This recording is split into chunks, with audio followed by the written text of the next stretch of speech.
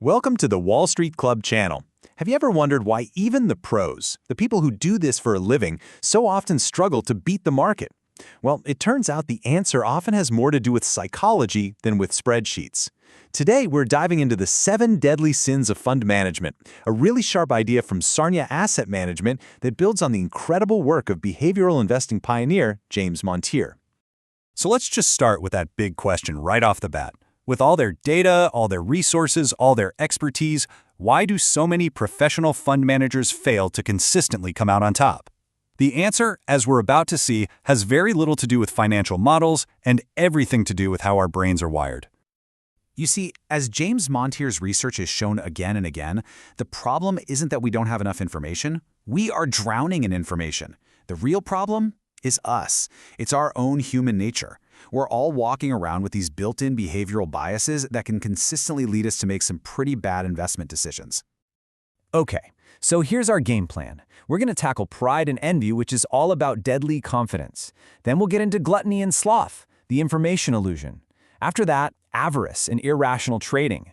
Then wrath and lust, which are all about decision biases. And finally, we'll talk about the investor's path to redemption. Let's jump in. First up, pride and envy. I mean, these are two of the classics, right? And in investing, they show up as a kind of deadly confidence that can absolutely sabotage any strategy. So the first sin is pride. And how does this manifest? Well, it's an obsession with forecasting. It's the deep-seated belief that you can actually predict what the market's going to do next, or what a company's earnings will be, or where interest rates are headed. And Montier just says it perfectly here. He says an enormous amount of evidence suggests that we simply can't forecast. We are simply far too sure about our ability to forecast the future. You see, the real danger isn't just that we're bad at it, it's that we are so sure we're good at it. And this number just says it all. A study that Montier often cites found that a whopping 75% of professional fund managers believe they are above average at their jobs. Now, you don't have to be a math genius to know that is a statistical impossibility. It's the definition of pride. Naturally, that kind of overconfidence feeds right into our second sin, envy. This is the belief that you, and you alone, have what it takes to consistently outsmart everybody else in the market. You've probably heard of this before, but there's a perfect psychological term for this, the Dunning-Kruger effect. It's a cognitive bias where people who have the least skill in an area are the most likely to dramatically overestimate their ability. And in the world of investing, that is a recipe for disaster. All right, next up we have the sins of what you could call the information illusion.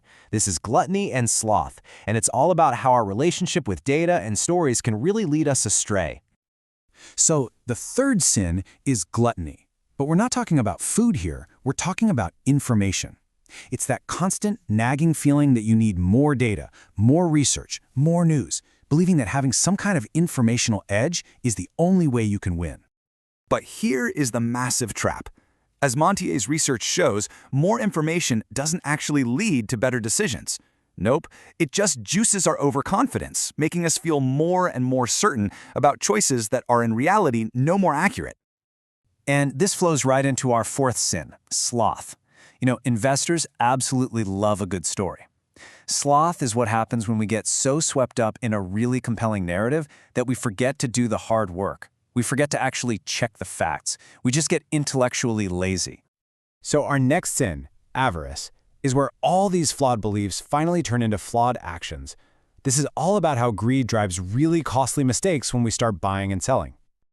The fifth sin, avarice, shows up as an obsession with short-term results.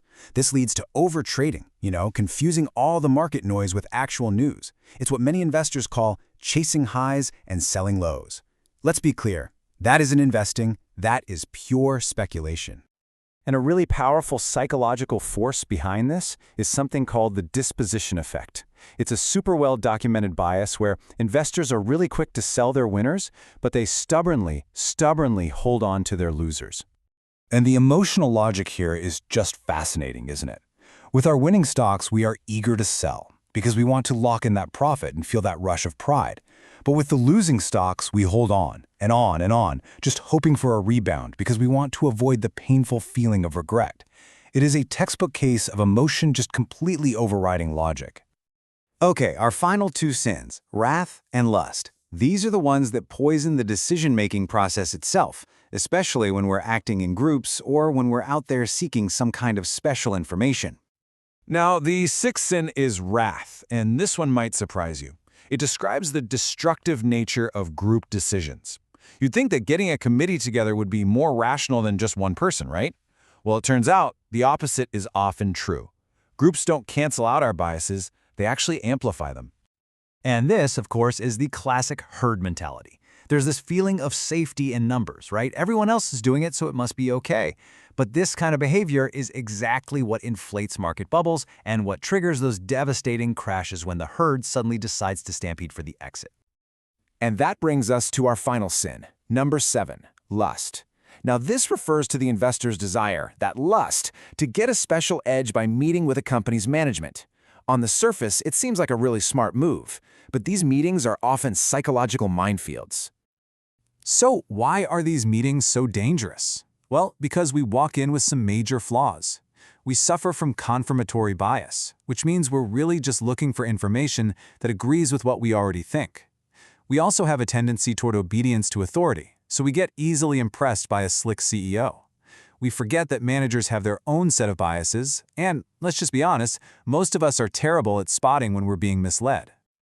Phew. Okay, so after going through all these ways our own minds can betray us, the really big question is, now what? What's the solution? How do we find redemption and actually become more disciplined, successful investors? But before we get to the solution, a quick and very important disclaimer.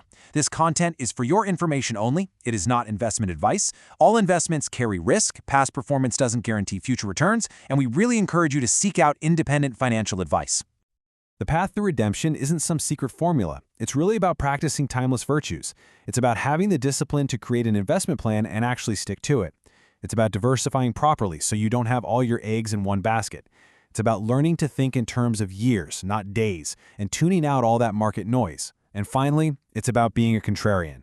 You know, as Warren Buffett famously said, be fearful when others are greedy, and greedy when others are fearful. So we'll leave you with this challenge. Take an honest look in the mirror and ask yourself, which of these 7 sins am I most guilty of? Because answering that question, really being honest about it, is the first and most important step.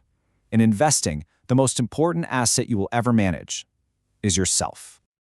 If you found this breakdown valuable, please follow us at the Wall Street Club on WeChat for more insights just like this. And if you could like and share this explainer, you'd be helping other people recognize these biases too. Thanks so much for watching, and remember to invest rationally.